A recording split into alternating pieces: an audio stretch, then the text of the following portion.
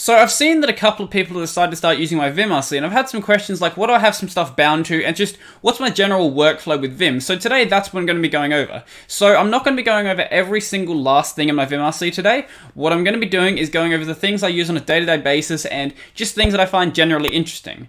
So if you're new to the channel, you know what to do, and let's jump right into it. So the first thing I'm going to be doing is actually just having a look at my Vimrc itself, just so I can, in case I forget anything, I'll just have this up as a reference. So the first thing you're going to want to know how to do is actually how to switch between splits. Because when you open up my Vim, or when you open up Vim with my Vimrc, it's going to open up the nerd tree by default. So to get out of this, what you're going to do is press Control L. So I've changed my split movement so you don't have to press an extra key. I think you have to do like Control W and then a direction by default or something weird like that. I've fixed that. Now you can just cycle between them with basically Control and then the direction that you actually want to go. So if I just open up another one of these in a split, you'll see what I mean. So if we just open that up like that, so we can do Control J and Control K to split or to switch between these two horizontal splits. So that's not too important. I'll get back to that in a little bit though. Okay, so to actually close this nerd tree, what you'd want to do is press Control F. I think that might be the default binding, I don't remember, but anyway, it's Control F on my system. So we'll bring up another instance of Vim just in a project that I think would be a good place to actually test some stuff out. So I think a good one would be my personal website that I'm working on right now. So what I'll normally do when I'm working on a code base like this is I will actually open up in the, I guess, the root of where the source code is. So in this case, it would be right here. And then I just open up some random file. The reason I do this is because the nerd tree's, I guess, root location will be based off of where you first open a file. You can move the root around. I don't really ever do that though. I like to keep it in one place just so it's easy to remember how to actually do things like create files and various other things like that. First thing you want to do, switch over to your code. So that would be Control L, and we can close that now. Okay. So if we want to bring that back open, obviously Control F again, as I said before. And I mentioned splits before. So I don't use splits a ton, but I'll occasionally have things like, say I've got a style sheet open and I've got some component open. So let's actually just do that. So let's just bring this one open. So this is just a random component I have. And let's say we want to bring open something in our styles. So I have two ways of doing this. One, I can navigate to it within my nerd tree, go right down to styles here, and then click something in here. So let's say we want to open this aboutme.css in a split. So to do that, you'd press S or I. So that will determine which of the different split directions you want to do. So let's say we press S this time. So as we can see, that'll open it up in a split like this. And if we were to press I instead, then that'll open it up in a split like this. So it depends on the sort of situation you're working in. Typically, I'll do I because I'll sometimes have something open here. So there's just not really enough room to work with if you have two splits next to each other. So typically, I'll set up the splits like this. Okay, so now that I have these two files open, I'll typically also then close the nerd tree just so it's a bit easier to see everything. Then I can jump between these and do things in both of these files just as I feel like doing it. So I did mention there was another way to open up files. Now I'm not sure if there's a way to open up splits like this, but if we press Control P, that'll actually bring up a fuzzy finder. So some people say that Control P is not a very good plugin, but I don't particularly mind it. It seems fast enough generally for stuff. So let's say we want to open up, say, the homepage. So there's two different things in here. The first one is my homepage.js. The second one is my homepage.css. Hopefully you guys can see that well enough. I'll just zoom in a bit so it's a bit easier to see. So let's say we want to open up this homepage.js. So that'll then jump us into this file.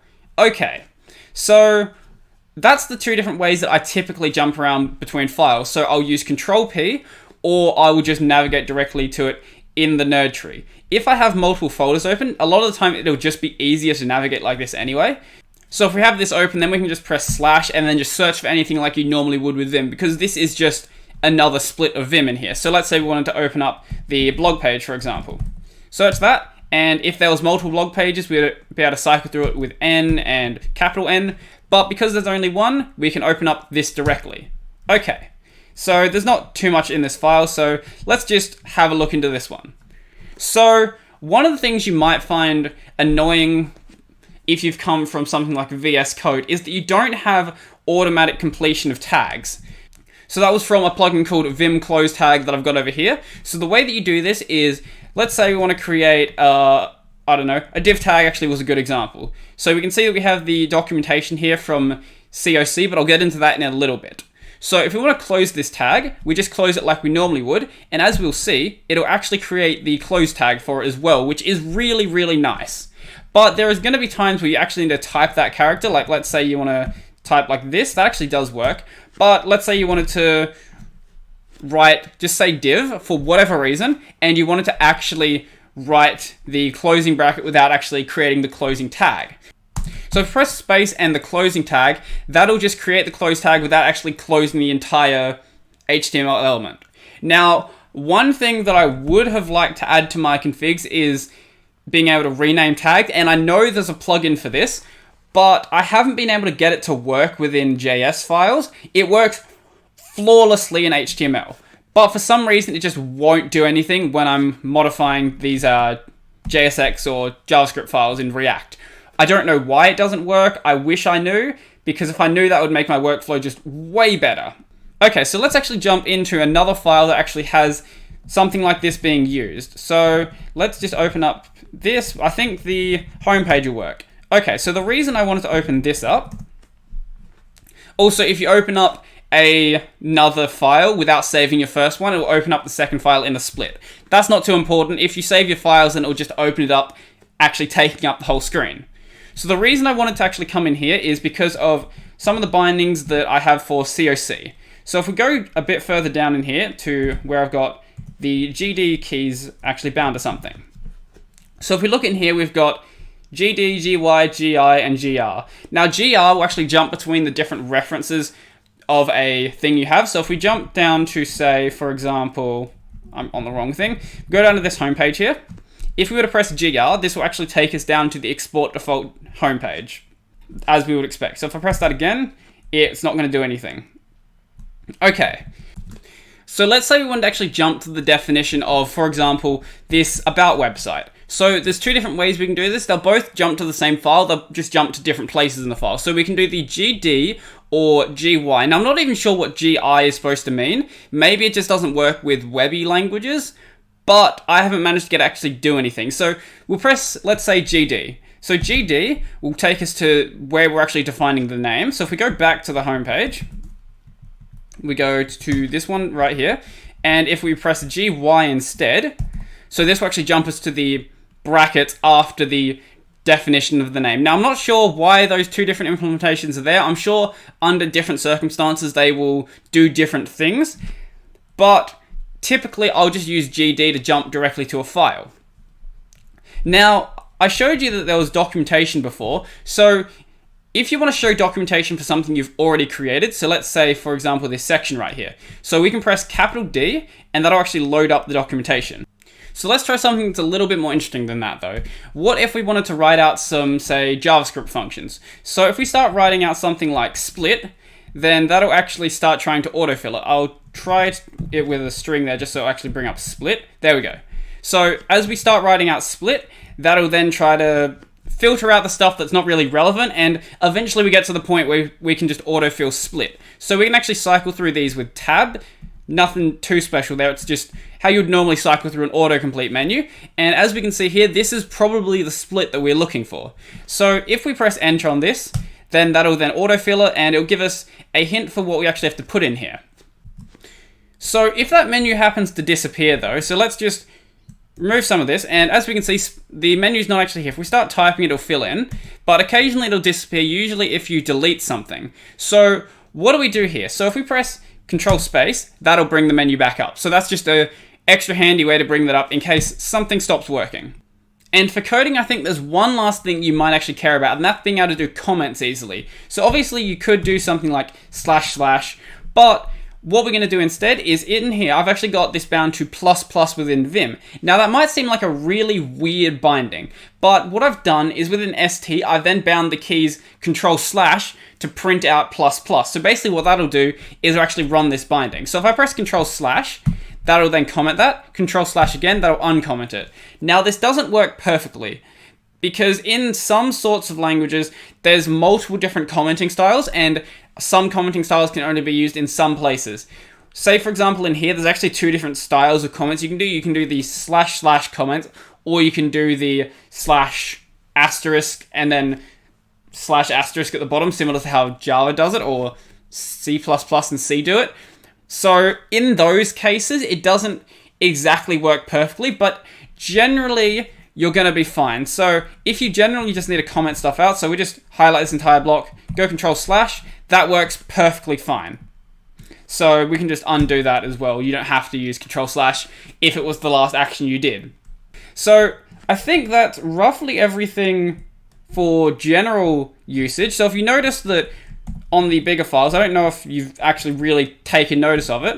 If we bring up something like the home page, when I go into insert mode, for example, it'll actually basically center everything. So if I press I here, it'll actually center this. So that's just because I like, when I enter insert mode, for, I guess, the center of the screen to be where I start typing. Now, you don't have to do it. If you don't like it, then you could obviously disable that, but I'm just a big fan of that actually being how that works. Occasionally, it's a little bit disorientating, especially when you first start it, but once you get used to it, I think it's really cool. So let's do some other stuff. So if we were to say, mess around with the formatting of this, so let's just, I don't know, move this around, move this like this. If we save this, then it'll automatically run my linter and fix all of this up. Now the other option, if you don't want to save, is that you can use leader F. So we'll just move that around. If we highlight all of this, and then we go leader F, that just fixes that up. So that's just this binding right over here. So I think that's generally everything for the just normal COC stuff, I guess. So we've got a couple other things in here. So if we want to create a file, I've got a few bindings in here. So I can go Control-T, and that'll let me actually create a file. So we can say test.js, and if we bring up my thing again, and we reload this, because I don't have it properly reloading yet, then that'll actually bring up this test.js file. So if we want to say make a directory, we can do Control-D. So if we go Control-D, make directory, call this test, and come back over here, reload this, we now have a test directory. And then if we want to move test.js into the test directory, Control-M, then we can move this file into the test directory. So if we want to move this to there, we would go test / and then the new name of it, because it's just using the move command, so it works the exact same way that works. So I run that, it says the file no longer exists anymore. We reload, and if we bring in here, then as we can see, test.js is now in here. I should probably also create a way to delete files within here. What I've normally been doing is just going out into LF and deleting them, but that's a little annoying from time to time. So let's have a look at some of the other cool stuff that I use that I don't use on a daily basis. So we'll just do this in the actual Vimrc just because they don't require a, code file to really work properly. So I've got a binding for Goyo in here. So what Goyo will do is it'll just center everything. It's not exactly centered, but it removes basically all distractions. So if you just want to do some writing, then this is how I go about doing it, so I don't have any of the number lines, anything I don't really care about. Typically, if I'm just writing, I don't need to really jump around within Vim and stuff, but that's nice just to have there from time to time, I guess. Now, another thing is if you want to enable and disable auto-commenting. So I've got that enabled right now. So if I was to press leader C instead, so if we now press O here, this won't create a comment right under it. So I can then re-enable that with leader capital C. Leader in my case is space. And as we can see, there it will just create a comment again. Okay, so some other stuff you can do in here, if you want to enable and disable spell checking, because Vim actually has a built-in spell checker, you can press leader space. So it's not exactly clear with this theme, but this S, it says, is misspelt. So if you never worked with Vim spell check, if we press Z and then equals, that will then bring up the spell check with a list of things that it suggests are probably things that make sense. So if we just leave that empty, it won't actually fix anything. Okay, cool. So we can enable and disable auto indent. So I'm not going to really test that. You guys should probably know what auto indenting is. I've got a binding to actually feed something into shell check. So if I'm writing a shell script and I want to know if it's actually in POSIX compliant shell, then I can pipe it through that and then just test if it's actually a, proper POSIX compliant shell script. So that's just in case I'm looking up examples, for example, examples for, anyway. And then I can just make sure that what I'm adding isn't some random bashism or some ZSH addition either. So there's some other stuff in here, like I was going to be doing some more compiled languages. So if I want to compile something, I've got a compiler handler script. It's not very good right now because I haven't really done any compiled languages. I've mainly just been doing JavaScript and shell script lately. So if I was to fix that though, that would then let me compile a bit of code, and then basically this right here would then let me run it.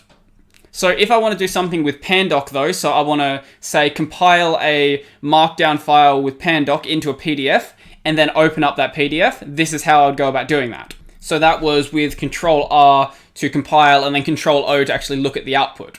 Okay, so what else do we have in here? If we want to do a entire file search and replace, I've got that bound to capital S because this is an absolute pain to write out. So if we just look at what that is, I don't want to write that out, that's annoying. So I've just bound that to capital S just so it's a little bit easier. If I want to save a file, I can go capital W and that'll save it. If I want to quit it, I can go capital Q. That's just some nice little stuff. So if I want to quickly quit a file, I can do that without having to write out all this. It's not usually that much faster. It's just nice to have it there because it's a bit of muscle memory now. So I like it. What else do we have in here? So the rest of this stuff is basically just my auto command stuff, or my Vim aliases. So I've got a lot of shell stuff in here. So this stuff you should be able to tell just from the key bindings. So I don't use that stuff a ton. I kind of forget about it occasionally. Same with the HTML stuff. I was going to do a lot more just plain HTML. Then I kind of realized that I like React and just went back to doing React. Then we've also got some stuff in here for Markdown, which isn't really any easier than just writing out this stuff anyway. So I don't use that much. But when I was doing a lot of LaTeX, I was using my LaTeX bindings.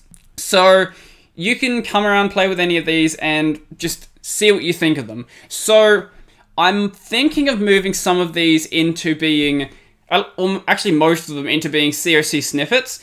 I've got a couple additions to COC. So I've got COC snippets, COC pairs. So pairs is what's letting me actually do things like auto-completing brackets and auto-completing apostrophes and a bunch of other stuff.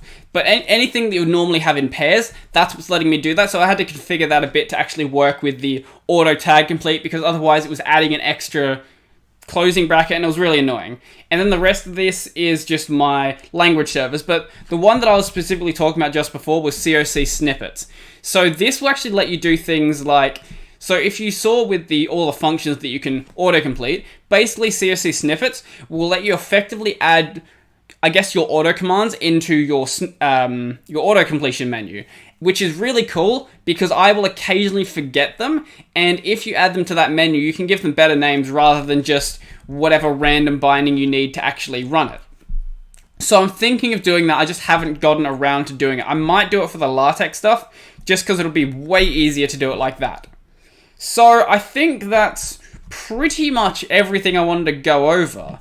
So there might be some stuff that I missed, and if there's anything you think I should probably add to my Vim configs, or anything that I guess you think is really dumb and I should probably remove, let me know. I know about Control P, so don't give me comments telling me how bad Control P is. I don't really care. I think it's generally good enough. I haven't run into a single problem with it. I know that there are faster ways to do fuzzy finding, but Control P works. So I think that's pretty much everything I wanted to talk about in this video. So if you like this video, remember to smash that like button and leave me a comment down below letting me know what you think. If you want to see more videos like this, remember to subscribe and ding the little bell icon down below because it'll really help the channel out. I'm aiming for 10,000 subs and any help would be really appreciated. Up on that corner, I've got the playlist this video's in, so go check that out if you want to see other videos like this. Down below, I've got all of my social links, so if you want to chat with me on like Discord, anything like that, go check those out.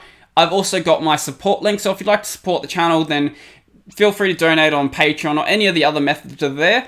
But obviously you don't have to if you don't feel like doing it, so don't feel pressured to actually support the channel if you don't feel like doing it. And lastly, I have got my alternate video platform, so I've got my library and I've got my BitTube. So if you want to see my videos on a platform that isn't YouTube, go check those out because I'll really appreciate it. So I think that's pretty much everything for me, and I'm out.